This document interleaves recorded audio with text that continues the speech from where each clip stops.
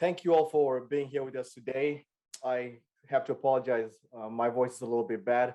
I'm a little under the weather, but it's all good. We have good questions that I've put together. We have a great panel and of course, a great audience. So I want to thank all of you for taking your time to be here with us today. And I also want to thank myBasePay for sponsoring this webinar, and along with everybody else that played a key role in making this possible. For the audience, we'll have a Q&A for the last maybe 10, 15 minutes. So if you have any questions, please post it using the Q&A button at the bottom of your screen. If you're using a computer, if it's on your phone, I think you have to go to the options and select that. What I'll do is I'll select a few questions and then present those to the panelists towards the end so that they can get to answer your questions. And with that said, without further ado, let's get this going. Nicole, I'll start off with you. Please introduce yourself and tell us a bit about your background, and then we'll go on from there. Sure, but first, thank you for everything you've done to get this going. We really appreciate you. So I'm Nicole Elvidge. I am Assistant Vice President at Baptist Health South Florida. And in my area, I have site demand and relationship management, digital and core product management, and then I also have portfolio management. So big space within the tech and digital organization. And it keeps me and my team very busy. Prior to coming to Baptist, I worked at Disney, and I led some product teams and project management teams. And then prior to that, I worked at Boeing for 12 years and dabbled in those areas as well. Wonderful. Thanks for that. You have vast experience spanning a lot of things that we use on a day-to-day basis. A lot of people go to Disney. A lot of people fly Boeing aircraft. Exactly. I'm pretty sure you used one of the products that you had something to do with directly. Shivani, I'll go to you next. Just do the same quick intro and a little bit of your background. First of all, thank you, Fred, for inviting us in today's panel discussion. Currently, I'm president of PMI South Florida.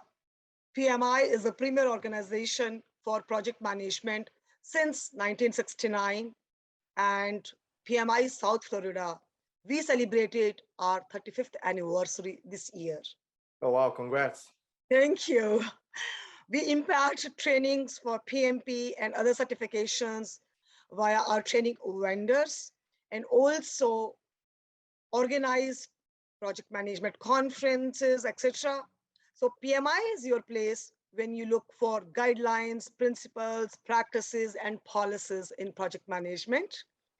Personally, I have over 15 years of experience in project program, PMO, portfolio management. And I have served on advisory panel of Broward College and Kaiser University in the past, and currently an active member of Forbes Business Council. Thank you. Wonderful. Thanks about that. And we have some questions that relate to PMI. So hopefully we'll get to that. I have a lot of questions. We may not have enough time, but we'll cover the most we can. Joe, you're up. Hi, I'm Joe Wagner. I currently work for Salesforce, and I lead multiple go-to-market M&A integration teams for Salesforce on the global scale. So working on post-merger integrations. For the last 20 years or so, I've worked in every type of project management position you can start as an analyst, work my way up through the director levels, and now I'm leading large global programs for Salesforce. So thank you again, Fred, for inviting me, and happy to be here. Wonderful. And Joe, you're located in South Florida, correct? Yes, I'm in South Florida. Shivani, I know you're in South Florida. Nicole, where are you based out of? I actually live in Orlando. Orlando, wonderful. All right, so the first question is going to have to do with managing projects virtually, and I'm going to direct this to you, Nicole. What strategic recommendations can you share on how you enable your project teams to succeed without being co-located? Yeah, my team is in a really unique situation because we're brand new. So we've had to gel together and come together from a virtual environment. Nobody had a relationship with each other prior to joining the team. And so first and foremost, we try to have a little bit of fun. We start the day with a daily trivia question on Slack, and we go back and forth with that throughout the day as people have time, guessing answers, giving clues. And really what we're trying to do there is recreate some of those water cooler moments that you don't get when you're not in an office together. When you're sitting next to somebody, you have the opportunity to ask about weekend plans, or how was your evening, or what are you doing? How's your family? You get to know each other and build some equity. So taking the time to have a little bit of fun allows the team to build some of that equity and become invested in each other as people, so that when work requires help from each other, they're more willing to provide it, and they're faster in doing so. And then, of course, we meet regularly as a team, and we have reports that go out that talk about all of the work that everybody on the team is working on.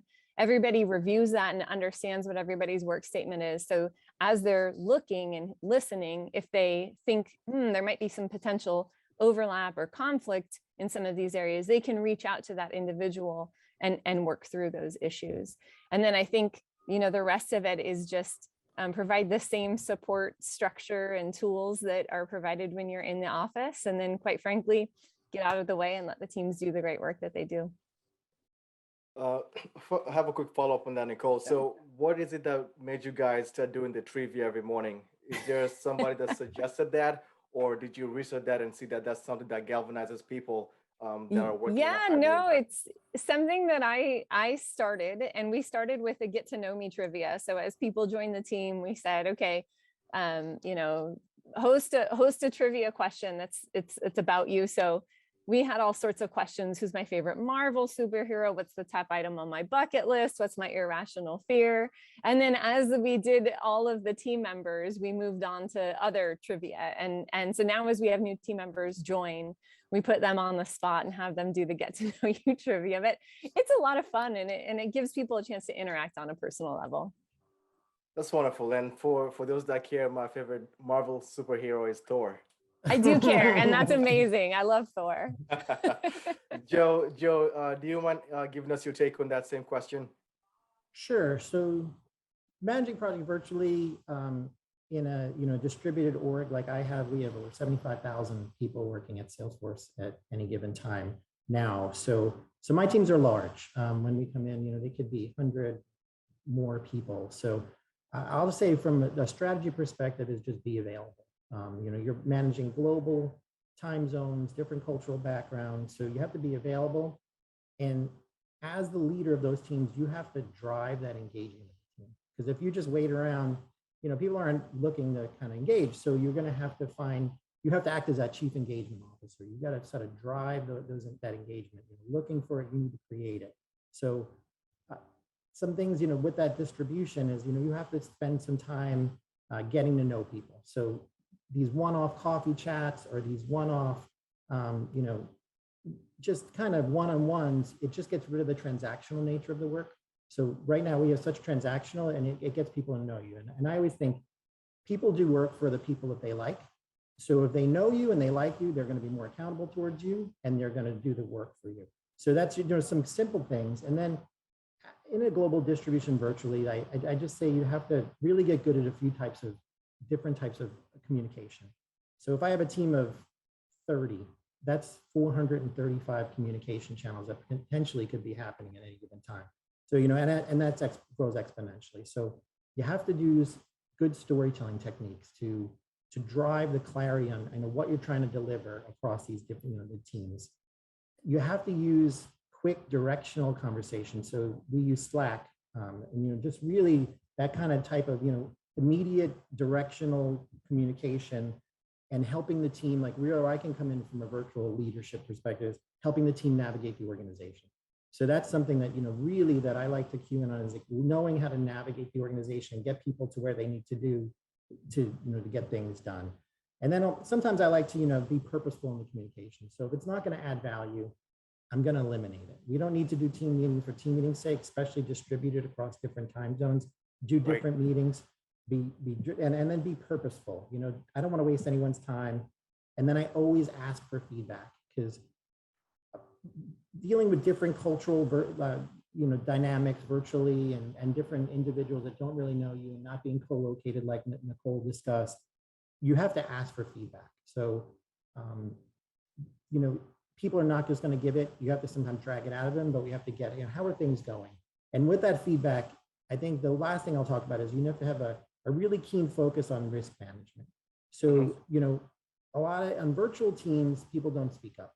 They try to just do the task that's assigned to them. You try to drive that clarity of what the task is, but you got to think about, you know, how do we do this in a virtual world? How do we manage risks? You know, people are doing their part. What are the next things that are going to happen? How do you put all the pieces together in these globally distributed teams? So I'd say being available, creating engagement, you know, direct kind of communication channels and driving those, you know, synchronicity of the communication channels, and then having a focus on risk management. Those are really the strategies on really how to be successful virtually. Joe, you mentioned something that I want to follow up on. It may be subjective, but let me ask you this. You said people like working for people that they like, right? How do you get yourself to be a likable person? What are the things that you do to get your troops to like you? You know, I think it's easy. You focus on the human factors. You focus on, you know, treating someone as a human first. And I mean, I know that's very cliche right now, but it's true. You treat them as an individual on your project, and then you always provide guidance to them. You know, you act as a mentor, you act as a consultant, you act as a confidant, where you're trying to drive, you know, that confidence in you as a leader, and that you're out there as a, you know, a helpline and someone that's going to help them move forward. Thanks. Shivani, I have a question for you relating to some of the new industry trends, especially from your position as president of Salesforce at PMI. What are some of the new trends in the horizon that will heavily impact project management from your own observation? Very interesting question. Thank you, Fred. Talking about trends, I would like to categorize it, because from last 2 years, when we have now this new trend of working from home. So I would like to put 3 categories: tools, processes, and this new way of our working from home.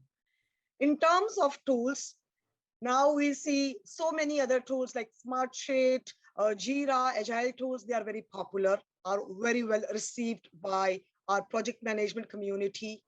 When I talk of processes, previously it was more on waterfall side, right? We see Agile being heavily implemented in industries, in project implementation. Now we see hybrid way of working as well.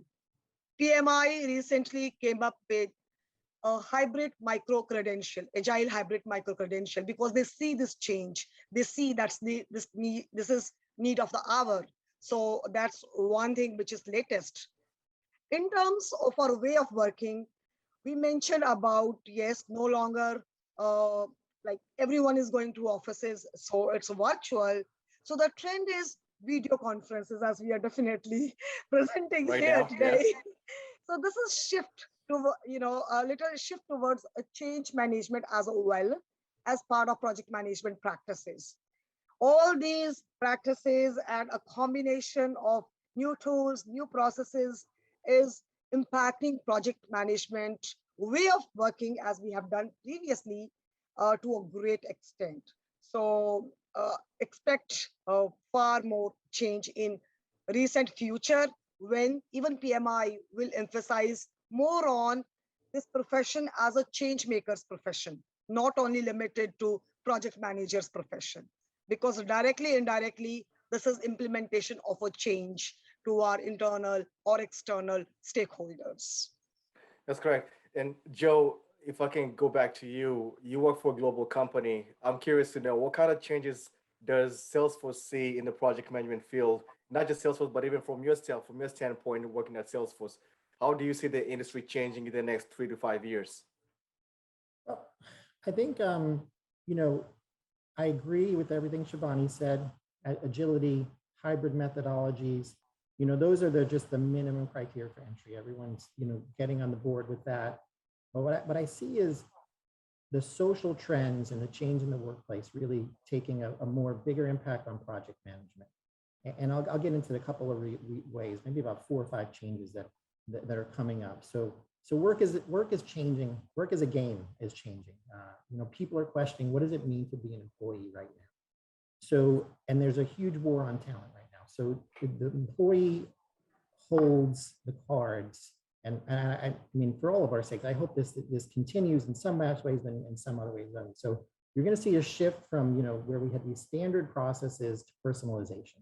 So what I mean by personalization is, you're going to adapt to, you're going to shift the power from that into the employee, to the work anywhere, to the things that we're talking about, to the agility, to the I work when I wear. Work is no longer going to be like a place to go to, like Shivani said, but it's what you do.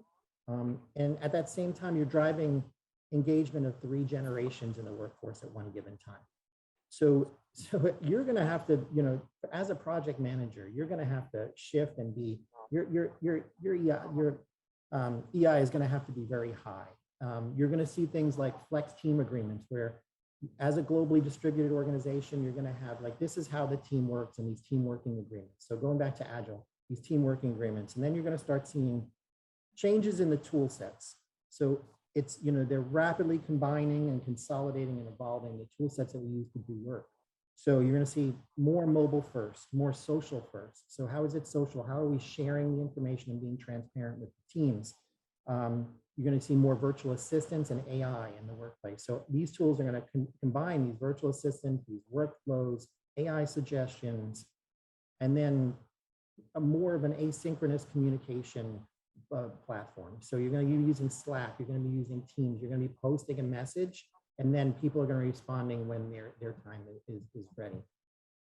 Really some tactical things that I see happening is the organizational change frameworks are going to change. They're going to be more prominent. There's going to be much more emphasis on the large companies on organizational change, because everyone's working these split shifts, no one's in the office, and you're going to need to change these standards and really bring them to the forefront and have an organizational, this is how we manage change as an organization to adapt to this new work trend and workforce.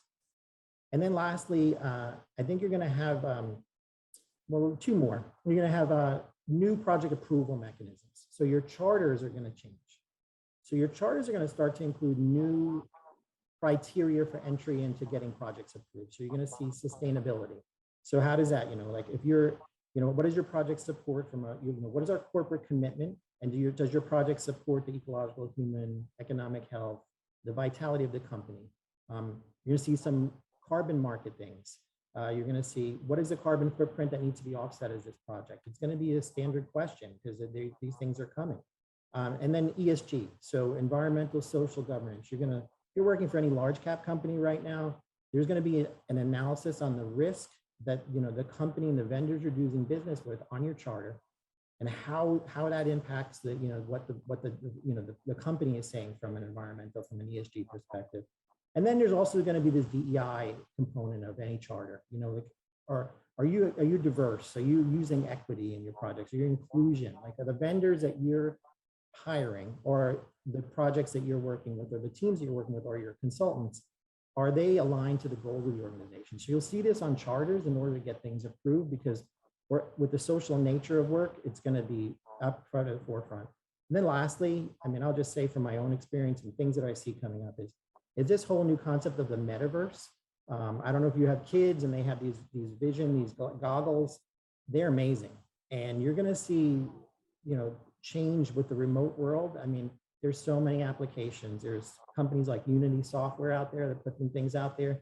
And where I see it in a project management perspective is in the testing, the visualization of, a prototype, virtual data centers. So think of it, you're not even going to have a human in the data center, because you can actually sit there at the panel and work virtually with your goggles on, virtual control rooms. And it'll just be an interesting, it's unlimited potential. So really, those are the main trends I see happening in the world coming. That's great. And Nicole, I'd like to get your take on this.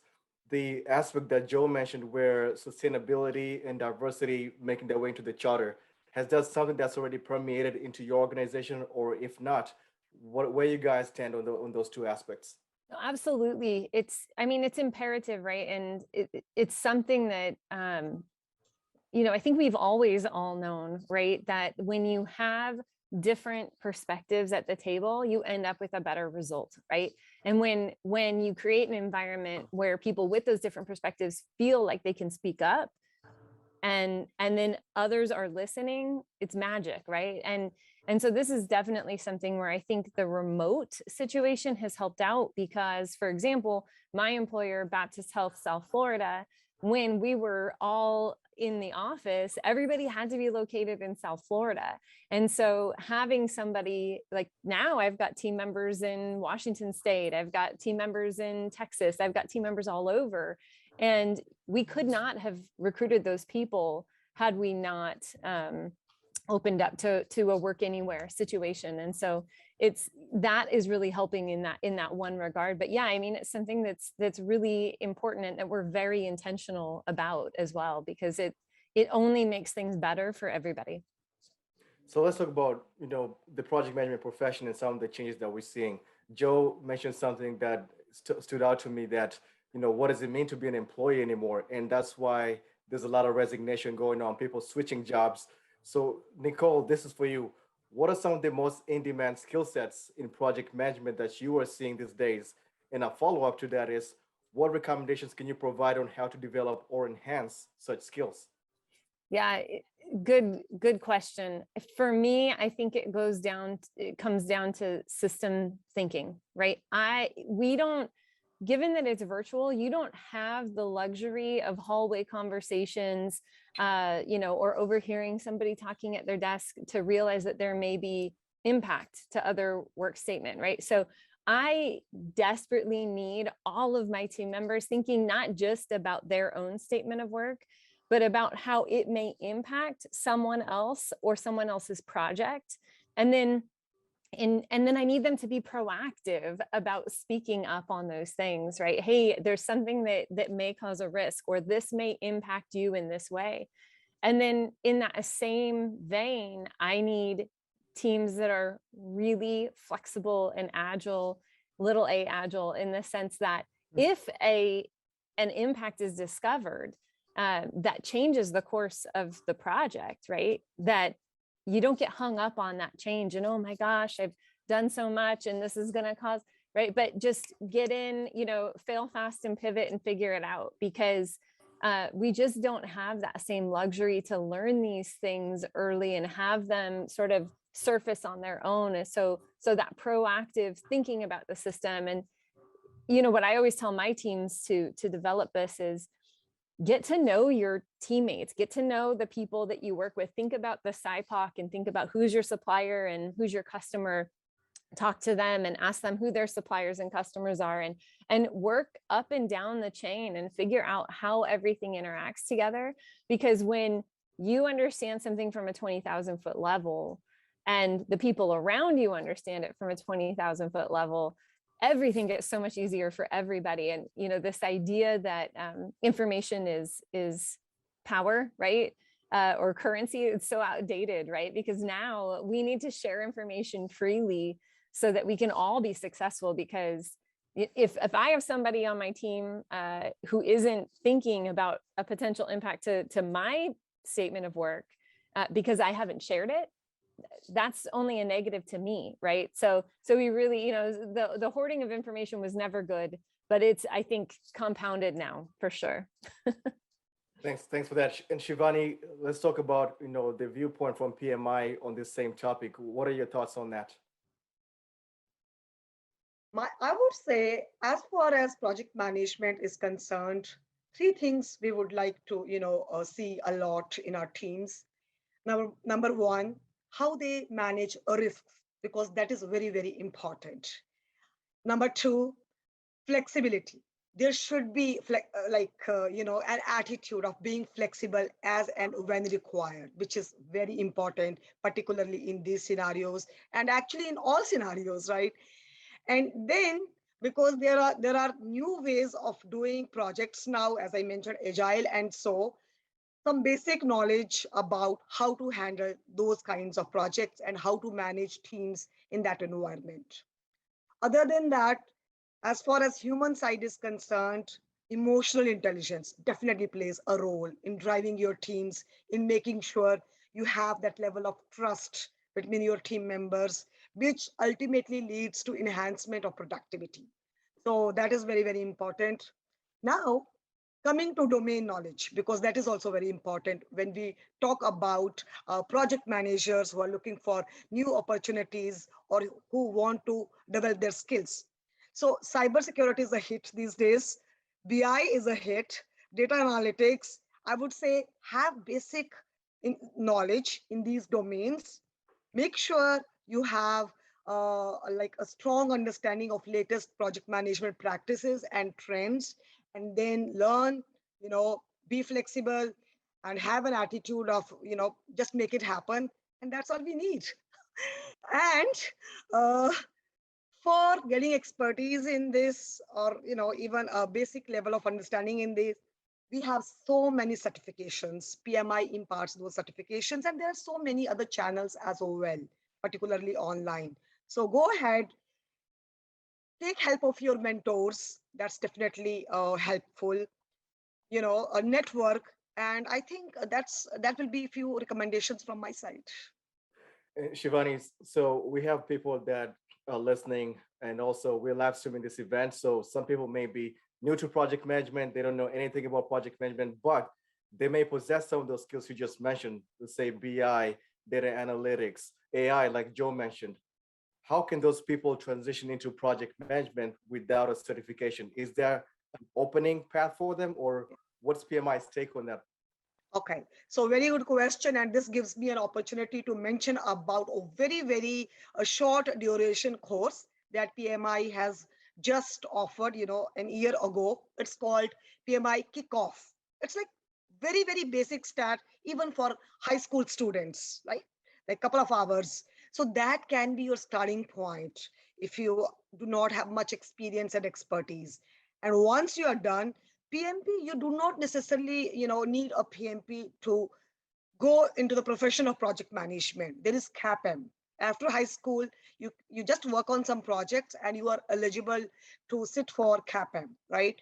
And then other than that, now there are series of certifications for all levels. Vehicle problem solving, if you are already experienced. Citizen developer, if you are not very much in technical domain, right? So yeah, there is huge potential. You do not necessarily need, as I said, PMP in the beginning. That can be a goal you can achieve as you move on in the journey. I have now, when we talk about certifications, Nicole and Joe, I want to get a quick take on this. Companies like Google have started offering, certifications for project management. When you're interviewing candidates, do those certifications have any more or less advantages compared to PMI, the PMP, or do you not look at that at all? I'll start with you, Nicole. Yeah, this is an interesting one because for me, I think that, of course, having a certificate is important. And that tells me something about a person's drive and a person's willingness to invest in themselves and learn and invest in their career. But it's not the end all be all for me personally. I look more for a person's aptitude and what I think they're able to achieve and what I think they're willing to achieve. Than I look for, necessarily for certificates. So I always encourage people to get them if it's something that they're interested in, but it's certainly, like Shivani said, it's not something that you have to be successful. You can certainly be extremely successful without one. For those listening, Nicole's hiring right now. You don't need a certification. There you go. Thanks, Nicole. Joe, let's hear from you. I agree with Nicole. The certification shows that you're willing to invest in yourself, but I mean, it's really, when you're interviewing a candidate, it's really, their mindset, how they're going to approach the job. Are they a person, from a project management perspective, you're looking for someone who's biased towards action? Are they going to be sitting on the bench, or are they going to be driving outcomes? And if they're a person that comes to me that's going to drive outcomes, I can teach the PMP stuff. I can teach the agile stuff. But so you're looking for that growth, agile, flexible, adaptable mindset, and they want to be a leader, they're a driver. And really, sometimes they'll bring a new perspective that you didn't have, which, they're not closed off to some of the things that we're doing. So they'll ask the why questions, and they may make change within the org. So great to have, opens the doors, but not a barrier if you don't have it, if you do have the right aptitude and skill set. Awesome. And I think that's, just if I could put in my 2 cents, I totally agree with everything you guys said. I don't think you need to have a certificate in a certain topic to prove that you're worth something. There's a lot that you can learn. There's a lot you bring to the table based on your own expertise. So thank you all for having the same mindset there. Now, the next topic is going to be about crisis. We've all been going through the pandemic. So that's a big crisis that affected pretty much everybody worldwide. Joe, I'm going to stick with you on this one first, and then I'll get Nicole and Shivani's takes. Sure. Leading through crisis has been one of the top skills, right? They have set apart different leaders across many organizations since the start of the pandemic. What are some of the aspects that help you personally to stay productive? Do you have any specific recommendations that you provide to your own teams? Sure. So people are fatigued, they're burned out. You know, the first thing that you could do for anyone on a team in a crisis situation, you know, it's self-care. You know, how are you doing personally? Do you need a break? What can I do to help you? So leading through a crisis there, you know, some of the things I personally do, I always get dressed for work. I shower, I don't come in my sweatpants. I try to set up my environment for success. I make the bed in the morning when I get up. Like I do these things, but it just kind of sets my mind frame up for a crisis for success. So mind frame is big, you know. And the other thing in a crisis situation, you've got to learn to think on your feet. So you're going to assemble without any guidance, you know, assemble without instructions, I'll say. So you need to do that. And then again, I always fade back to this, but treat people as human first. You know, the goal, everyone's goal, especially on a global team in a crisis, you know, is yourself and your family safe. And if you can kind of establish that, you know, that care, you're going to do that. And then, you know, start to be optimistic. You know, frame the long view of, you know, if this doesn't happen today, but it happens by X, then we're moving forward. You know, look at the long view of where you're going to be in a month from now, not in one day, because the crisis, you know, it's fluid. Things are going on. You have to do it. And then maybe sometimes do the unexpected. Show up in places that you're not expected. Go to the team release meeting at midnight when you're not required to be there. Kind of lead the team through crisis to show them that you care. And then really just to be resilient and adaptable. So as changes are coming about, you gotta be resilient, you gotta be there, and you gotta be thinking about those risks that are gonna come up 3, 4, or 5 steps along the way, because it is a crisis and there's a lot of unknowns there. So, you know, focus on the unknowns, let the team execute on the task at hand, and then try to smooth the runway as you're moving forward. I think those are some of the things, you know, from a crisis perspective that you can do to drive success among the teams. Thanks for that, Joe. Nicole, what are your takes on leading through crisis? Yeah, I think I'm extremely fortunate because I have a leader who truly cares about their team. So it's really easy for that culture to, you know, permeate through the rest of the organization when it starts at the top. And so, you know, I think that the most important thing is for all of us to recognize that personally and professionally, this has been a period of extreme stress for each and every one of us. And so give yourself and your teams and encourage each other to give their colleagues more grace than you normally would. And then the other thing is I really set up strong backup systems in place in my organization, because people need to be able to take time off, and they need to be able to take it off without planning for it, because sometimes you need that mental health day, or you get sick and you need to be able to take the day off. And if there's something critical that's happening, you want to make sure that those critical items don't fall through the cracks. So I always am encouraging work-life balance and the importance of that with my team, because when my team's in the office, I expect a lot out of them. I have a very high performing team, and, you know, we drive results. And so I need my team to be very focused on their work when they're at work. But that means that I really need them to recharge when they're outside of work and get their batteries up and going and spending the time on the things that really matter. Because at the end of the day, it's the stuff that happens outside of work that's really important. So I communicate that to my teams. And if they need time, I tell them, take it. And if somebody's out and they're sick or they're on vacation, that's an off limits. I don't reach out to those people, and having that solid backup in place helps. And we don't have to have every item of their work statement covered, but those critical items. And I find that can help during these challenging times. Yeah, that's especially true, especially being an empathetic leader. Everything that you basically went through there is about empathy. Just, you know, understanding that there's people dealing with wounds that you may or may not be aware of. they may have been dealing with loss of a family member, especially the last 18, 20 months that we've been through. So Absolutely. that's really important in today's workplace. Shivani, what can you share as far as that? Right. First of all, I will agree with what all of you just said, Joe, Nicole, and you. You mentioned about empathy. Yes. And on top of it, enable and empower your teams. Show gratitude. That is very, very, very important. That, activates their inner energy, I would say, right?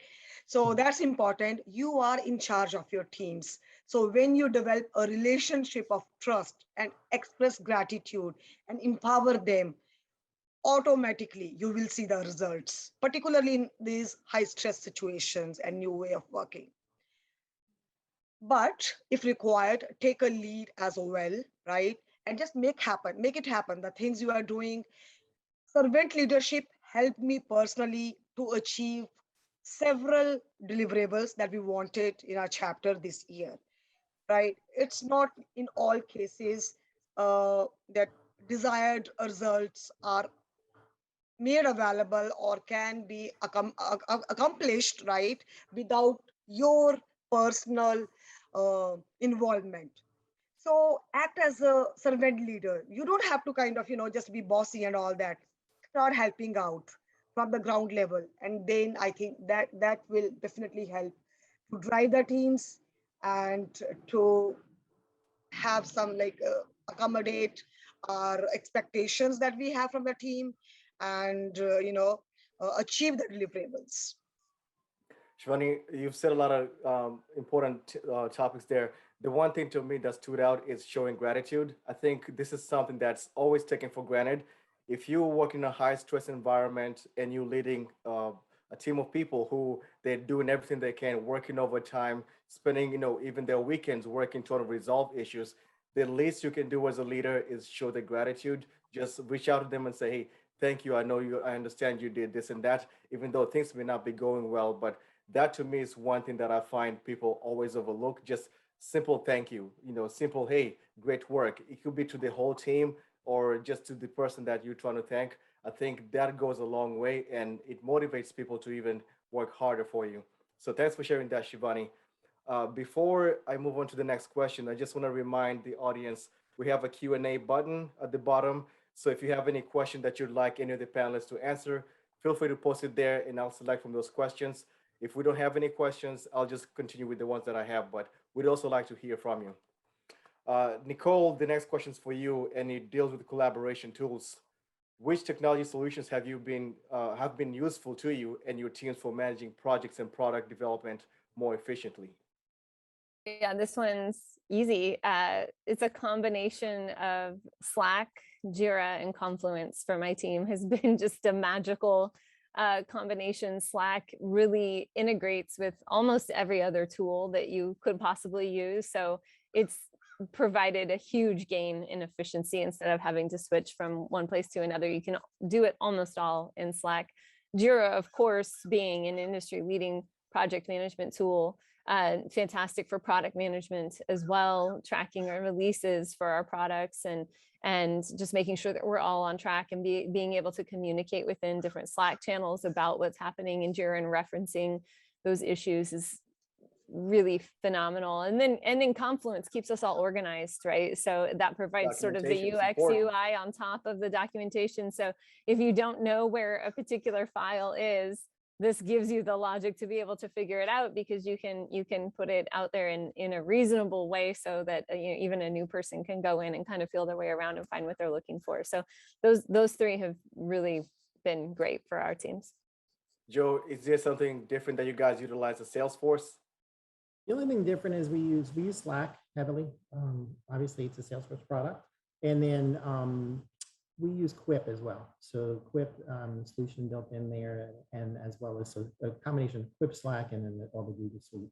So to kind of drive that alignment on projects. Shivani, any particular software or collaboration tool that they haven't mentioned that you've used extensively? Right now, we are using a Smartsheet. So in my experience with different companies, I used different tools.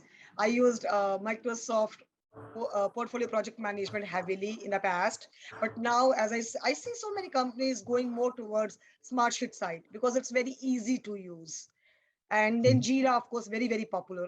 I'm sure pretty much every company uses it to some extent or for some projects in their own organizations. Those are the tools I would like to mention. Yeah. Great. I want to segue to interviewing techniques. You're all leaders. You've interviewed, lots and lots of people. So I'm curious to know, Joe, starting with you, what skills do you look for in candidates that are joining your teams for projects and product roles?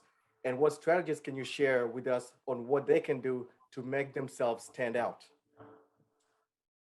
I mean, I believe the biggest thing is you have to come in and sell yourself. So when you're going to an interview to sell yourself, I mean, what can you do to deliver value for the company? And then the company will deliver value for you. I like to interview fast. I don't like to have 7 rounds of interviews. I mean, I could figure it out within, the first 10 minutes if this, this person and I are gonna work well together. So I like to interview fast. I don't like to really extend it out. I do like to do the team level interview. So we do an initial interview, then get some feedback from a panel of team members. But really show that you understand the agile frameworks, the PMI frameworks, that you have the ability to navigate a large company. That's something that's important to me right now. Can you work with people you've never worked with before? Can you cold reach out to someone to find out information? But really, biggest thing is those type of things. Are you willing to learn and change as you go along? And do you have like that growth mindset of saying, hey, I'm resilient, I'm adaptable, and I have a growth mindset. I'm willing to learn new things, and I'm willing to challenge myself. So if you can show that as a candidate, I mean, I think there's no reason otherwise not to bring you on board. You talked about, you like interviewing fast and providing quick feedback, and you don't do the 7-round interviews or however many rounds people have. What's the benefit of doing that? And why do you think some companies prefer to do the 3, 4, 5-round interviews? Is there any benefit to doing that from your perspective? Well, I think the benefit of going fast right now is the talent market is they're not tolerating it. If you come in and say that there's this 6-round project and this, they're going to go to the next competitor that's going to pick up this talent. So you have to really be flexible with the talent. And I think it's easier on the person and making a decision. Make a decision fast, and if it doesn't work out, then also make the decision the other way. We just recently had a situation where it just wasn't working out, wasn't the right fit, and we let that person, unfortunately, we decided they're no longer going to stay with the company. So you got to make those decisions.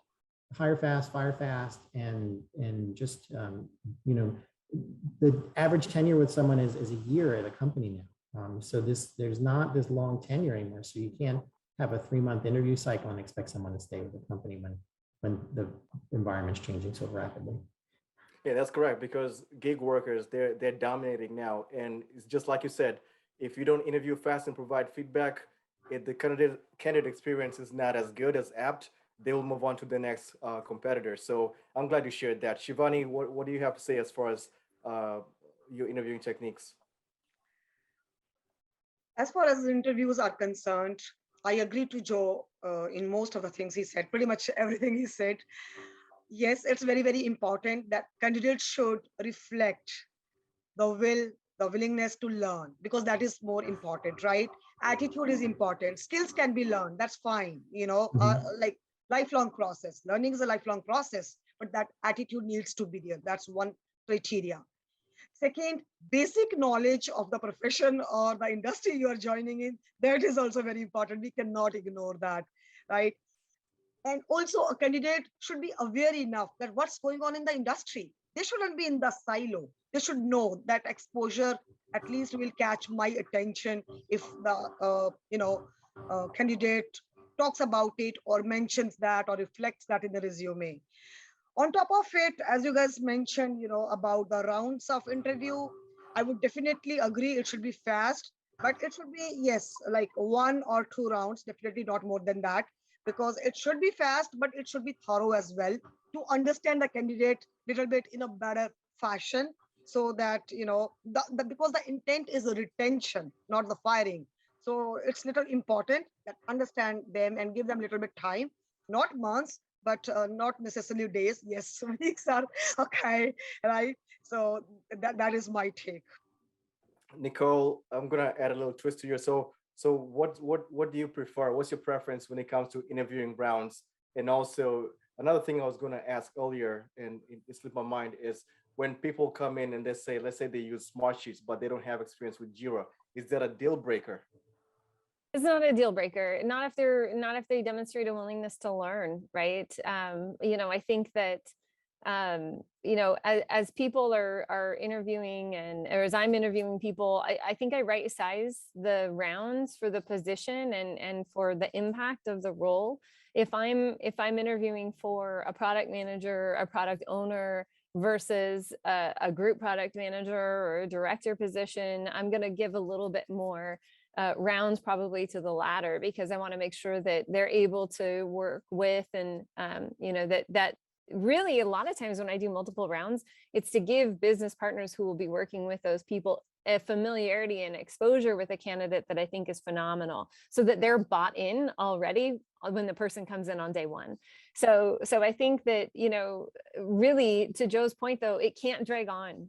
It can't. You have to ask those people ahead of time before you even find a candidate. Are you willing to interview, and are you willing to make yourself available, and make sure that you can get all of those interviews in a good quick time frame, because it's a competitive environment. Somebody asked in the chat, and I'll just address it really quickly. Somebody asked about, what about somebody who's an older PM and they're in their 60s and they're interviewing? How do you get past that stigma? So for me, I think that, there's a couple things, right? The first is you've got to demonstrate that you're up to date with things that are current in the industry, right? So that's first and foremost, right? But I think that if you're doing that and you are interviewing with an employer who is looking past you because of your age, that's not where you want to be anyways, especially in today's environment, as Joe pointed out, where the tenure at a company is not long. And for project management, when you're talking about something that has a definitive start and end, right? I don't care how old you are. In fact, you bring more experience, that's phenomenal, right? So Right. so I think you're interviewing the company too when you're interviewing. So make sure that you're asking questions and you're getting a good feel that it's a good fit, and you're not going to be dismissed for something as arbitrary as your age or your gender or your race, right? Those aren't the places you want to be. Thanks for addressing that question from the audience, Nicole. And sticking to talent, I was gonna go back to you, Joe. With so many opportunities in the current market, it's becoming difficult to attract and retain top talent. Share with us some of the strategies that have helped your organization stay competitive when it comes to attraction and retention.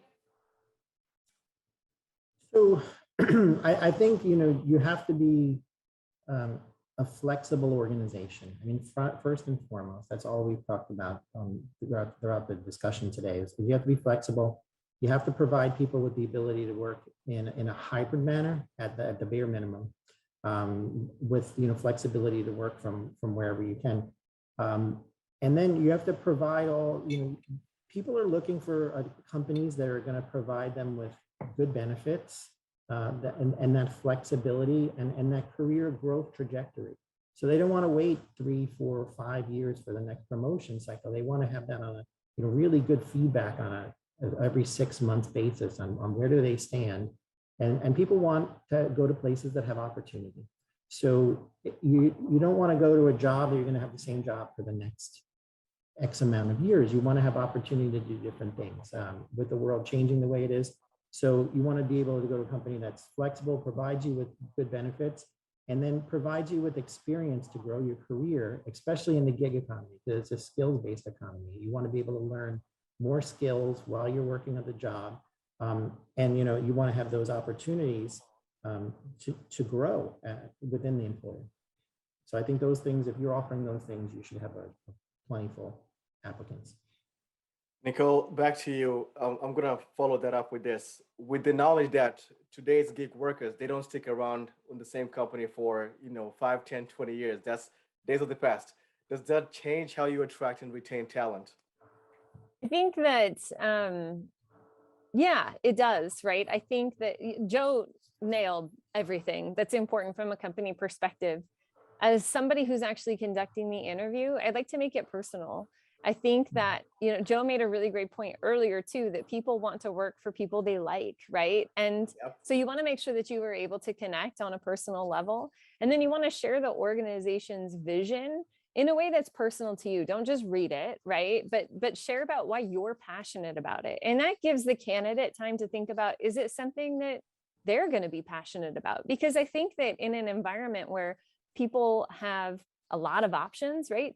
Ultimately, a lot of companies are going toward the work from anywhere, and they're getting more competitive with salaries and whatnot. So all things being equal, you want to work for a place that you're passionate about the work that you're doing. And so conveying that as the hiring leader, as the interviewer, I think is a great way to connect with the candidate. And if it's something that they can get passionate about, I think that it will often bring them in to close the deal. Great.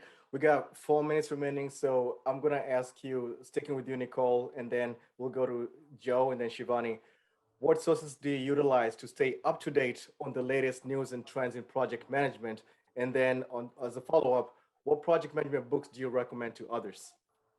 Oh man, so I read all the time, books and articles. I'll even watch YouTube videos that, from various folks in the expert or in the area, experts in the industry, or TED Talks. And I think for books, and this is more product management than project management, but Inspired by Marty Kagan is a favorite of mine, and I've read it multiple times, and I recommend it to people and hand it out to people as well. It's just such a phenomenal book, and I think everybody in the industry should read it. All right, Joe. For me, like Nicole said, I like to read. I like to consume a lot of different material, blogs, podcasts. I mean, my concern lately has been really on the future of work. I like something it's called The Future of Work it's a podcast by Jacob Morgan. It's fantastic. It just kind of starts looking at the trends of where work's going from that perspective.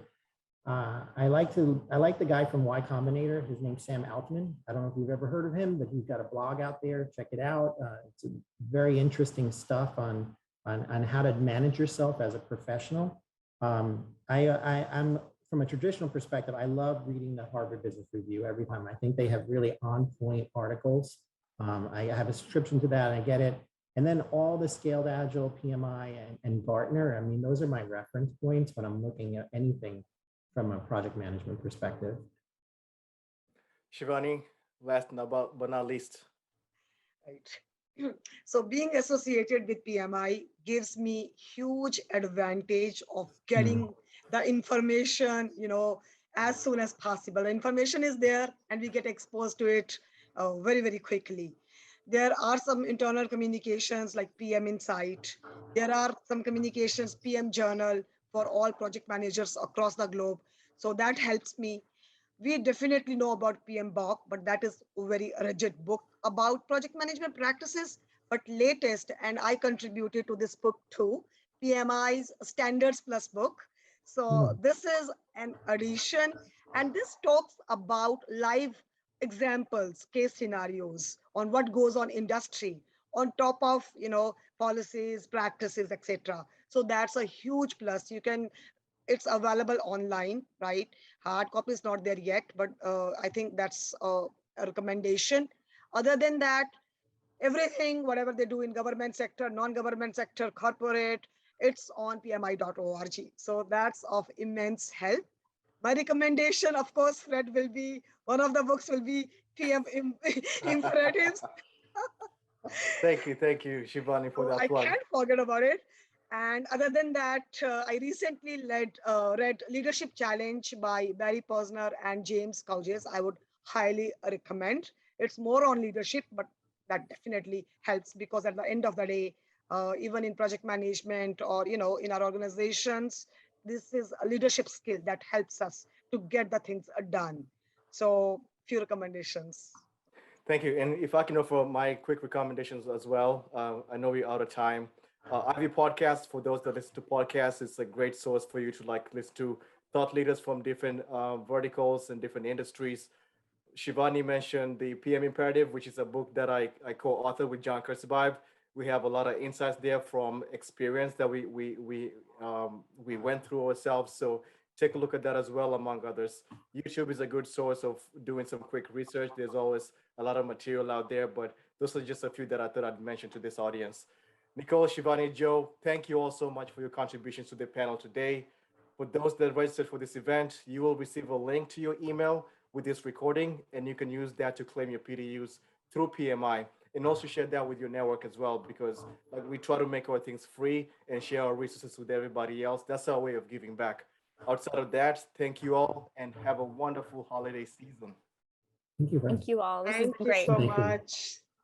Have a Thanks, great day. everyone. Bye. Bye. Bye-bye.